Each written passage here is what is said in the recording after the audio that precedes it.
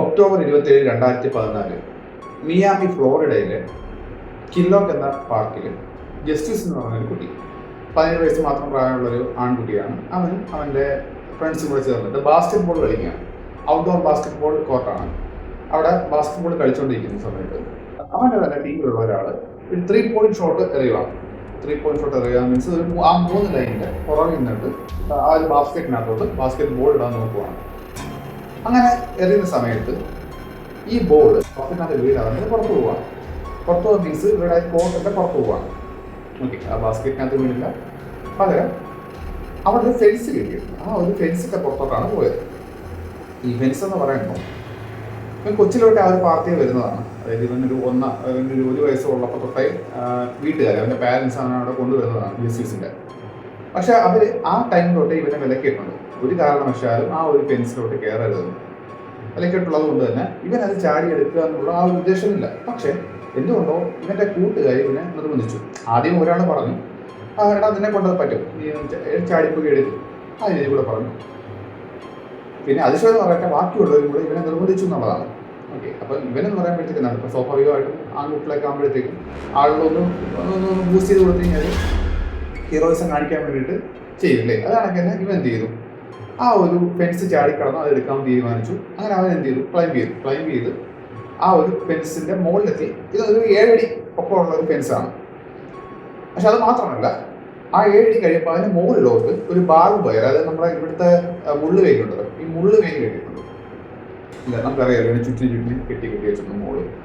അങ്ങനെ അതിൻ്റെ ഇടയ്ക്ക് കൂടെ വന്ന് അതിവ്യക്തമായിട്ട് ഇറങ്ങി എന്നുള്ളതാണ്. ചാടി തറ കിടന്നപ്പോൾ എന്തായാലും ഉടഞ്ഞു, കാരണം 7 അടി പൊക്കമുണ്ട് ആ ഒരു ഫെൻസ്. പിന്നെ അതിന് മുകളിലോട്ട് വേറെ അവിടെ നിന്ന് ചാടിയപ്പോഴത്തേക്കും മുകളിൽ മൊത്തത്തിലൊന്ന് ഉടഞ്ഞെത്തും. പക്ഷേ എങ്കിലും കുഴപ്പമില്ല, എന്തായാലും അവനെ ഹാപ്പിയായി, കാരണം അവനവിടെ എത്താൻ പറ്റി. ആൾ തമ്മിലൊരു ഹീറോ ആയല്ല ആ ഒരു രീതി കൂടെ. എന്നിട്ട് അവൻ നോക്കിയപ്പോഴത്തേക്ക് ഓക്കെ, ബോൾ അവിടെ കിടപ്പുണ്ട്. അങ്ങനെ ബോൾ എടുത്തതിന് ശേഷം എല്ലാവരെയും കാണിച്ചതിന് ശേഷം എറിഞ്ഞു കൊടുത്തു. അത് ബോൾ അവർക്ക് കിട്ടി, കൂട്ടുകാർക്ക് കിട്ടി. പക്ഷെ ഇവൻ തിരിച്ച് കയറുന്നതിന് മുമ്പായിട്ട് വേറൊരു കാര്യം ശ്രദ്ധിച്ചു. ഈ ബോൾ കിടക്കുന്നതിൻ്റെ അപ്പുറമായിട്ട് വേറൊരു ബോൾ കൂടെ കിടപ്പുണ്ട്, ഒരു ബാസ്കറ്റ് ബോൾ കിടപ്പുണ്ടായിരുന്നു. അപ്പോൾ ഇവൻ വിചാരിച്ചു ഓക്കെ, ഒരു ബാക്കപ്പ് ബോൾ കൂടെ ഉള്ളത് നല്ലതല്ലേ, അഥവാ വീണ്ടും ഇതാണ് പോയി കാണുന്നുണ്ടെങ്കിൽ നമുക്ക് കളിക്കാം. ഓക്കെ, അപ്പോൾ അത് കാരണം കൊണ്ട് അവൻ എന്ത് ചെയ്തു, അതും കൂടെ എടുക്കാൻ തീരുമാനിച്ചു. പക്ഷെ അവിടെ ഒരു പ്രശ്നമുണ്ട്.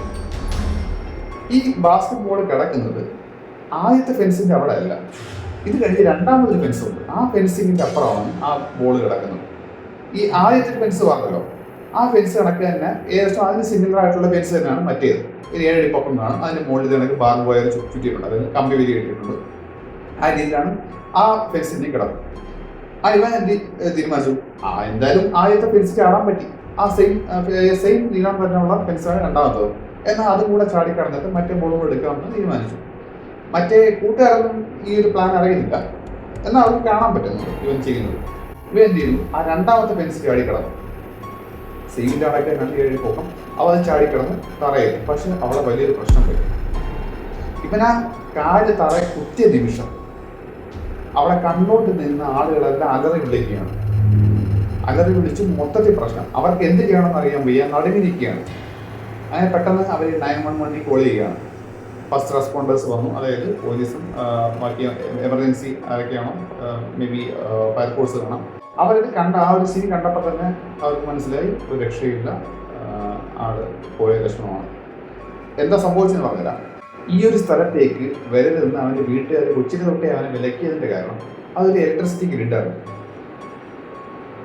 ഇവൻ ആ മുകളിൽ കയറിയിട്ട് നേരെ ചാടിയത് ഒരു ലൈവ് വയറിനകത്തോട്ടാണ്. ലൈവ് വയർ എന്ന് പറയുമ്പോൾ 500,000 വോൾട്ടാണ് അവൻ ആ കാല് കുത്തിയ സമയത്ത് അവൻ്റെ ശരീരത്തിലൂടെ കയറി ഇറങ്ങിയത്. അവൻ ആ സ്പോട്ടിൽ മരിച്ചു.